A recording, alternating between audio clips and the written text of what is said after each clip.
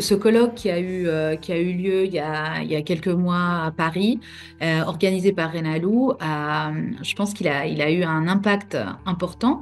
Et surtout, c'est une façon de faire assez innovatrice puisque c'est une association de patients qui a vraiment tout fait pour que ce colloque ait lieu. Et je pense que c'est quelque chose dont d'autres pays pourraient apprendre, car c'est vraiment, ça vient des citoyens, ça vient du besoin.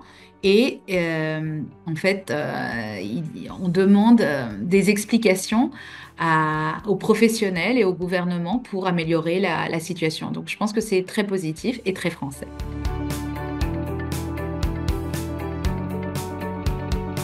Il est vrai qu'il y a quelques différences. Alors, tout d'abord, la relation avec les proches des donneurs se fait dans un cadre plus médical, on va dire, c'est-à-dire qu'il y a une continuité entre la fin de soins de vie et le don d'organes. On a intégré dans la communication sur quel va être le suivi du patient et quel est le pronostic, on a intégré le don d'organes comme une possibilité.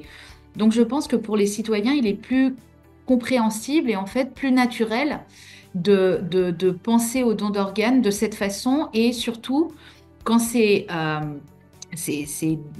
exposé comme une possibilité par les mêmes professionnels qui prennent en charge le patient. Alors, il est vrai qu'il y a en plus une professionnalisation des médecins de soins intensifs qui s'est faite dès le début. Donc, cette responsabilité est une responsabilité aussi des médecins et pas que des infirmiers. Et je pense que ça a aussi donné beaucoup de confiance et donc une vision très positive de ce qu'il en est. D'un autre côté, je pense aussi que les bons résultats en greffe font que les citoyens soient beaucoup plus positifs par rapport au don d'organes, car tout le monde connaît que l'Espagne est numéro un. Donc il y a une certaine disons, un certain orgueil par rapport à ça. Donc tout le monde euh, se sent faire partie du système.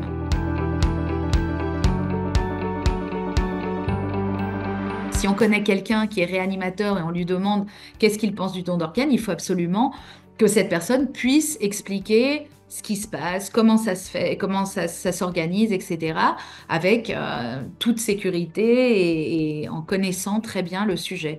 Donc, je pense que en mettant plus d'efforts pour que tous les médecins qui sont dans cette activité et toutes les infirmières soient formés pour ça, même si ce n'est que de toutes petites touches, ça changerait un petit peu le panorama et surtout la normalisation de l'activité du don d'organes. En Espagne, on parle souvent des coordinateurs de greffe, on les appelle coordinateurs de greffe ici. Donc on en parle, on essaye de leur donner aussi de l'importance. Quand on va parler de la greffe, on va toujours parler du don d'organes. On ne va pas mettre que les médecins greffeurs avec leur nom, on va aussi mettre le nom du médecin coordinateur ou de l'équipe qui a travaillé sur l'activité du don. Donc il faut d'une certaine façon les motiver, leur donner pas seulement à eux les motiver pour qu'ils veuillent travailler dans ça, mais aussi que l'image qu'a la société de ces personnes-là soit beaucoup plus reconnue. Leur donner aussi la possibilité de faire des projets dans les écoles, de faire des projets de recherche, de leur donner beaucoup plus de visibilité par rapport à la société. Donc que ça ne soit pas que le chirurgien qui aille donner des conférences, mais que ça soit aussi le médecin de coordination et son équipe d'infirmières qui justement puissent faire beaucoup plus d'actions au même niveau que le font les greffeurs. Il faut qu'on donne cette dimension académique au don d'organes. À la faculté de médecine, à l'Université de Barcelone, je suis professeure associée dans la chaire de chirurgie où je donne avec d'autres collègues des formations aux étudiants en médecine et au post-degré, donc master. On a un master aussi sur le don d'organes et la greffe. C'est le seul master universitaire qui ait cette vision qui inclut le don d'organes, la greffe et les tissus et tout ce qui est la gestion, la qualité et l'innovation dans cette activité. Je pense que ça donne justement la possibilité à mettre à la même hauteur, disons, à la même, la greffe et le don d'organes. Par rapport à la communication que se fait des institutions jusqu'à les citoyens, il est vrai qu'en Espagne, il n'y a pas de budget associé. Donc, on n'a pas un budget annuel pour faire des campagnes de communication. Mais par contre, on a un budget pour la formation. Et dans cette formation, il y a une formation pour les journalistes. Donc, tous les ans, il y a des formations qui sont organisées par différents hôpitaux ou par différentes régions. Et donc, il y a toujours des initiatives pour former des journalistes, en leur faisant découvrir toute cette activité du don d'organes avec les professionnels qui travaillent dans cette activité. De cette façon, il n'y a pas seulement une partie de formation, d'apprendre, mais aussi de création de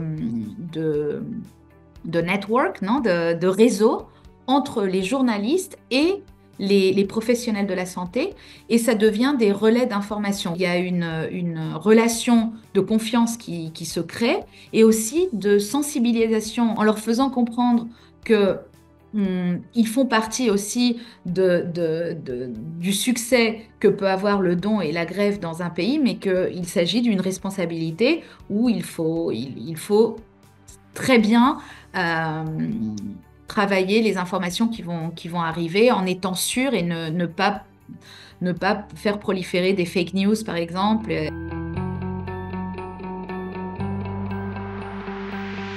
L'acheminement de Renalou est très, très spécifique et très exceptionnel dans le monde. Il y a très peu d'organisations, d'associations de patients aussi professionnalisées que Renalou, aussi,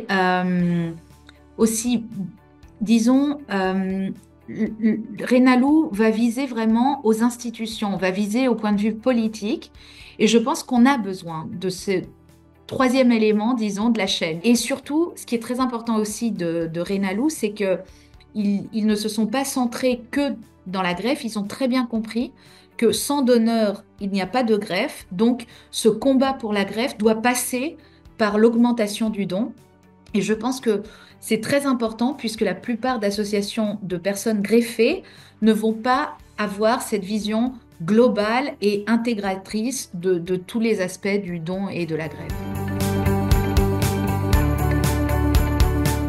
Je pense que la France fait un travail extraordinaire et les Français aussi, en donnant beaucoup d'organes. Donc, je pense qu'il faut se féliciter. Mais en même temps, il est très intéressant de toujours essayer de penser qu'il faut s'améliorer. Donc, plus on s'ouvre au monde et plus on voit ce qui est fait dans d'autres endroits, plus on peut s'inspirer pour s'améliorer et surtout ne pas perdre cette partie humaine d'incorporer la mort comme quelque chose de normal et qui fait partie des soignants et des institutions de santé, et que après la mort, il y a la possibilité du don. Donc, si on normalise tout ça, les citoyens vont le comprendre et vont suivre ce combat qu'on a tous pour donner plus de possibilités aux personnes qui attendent la greffe à être greffées.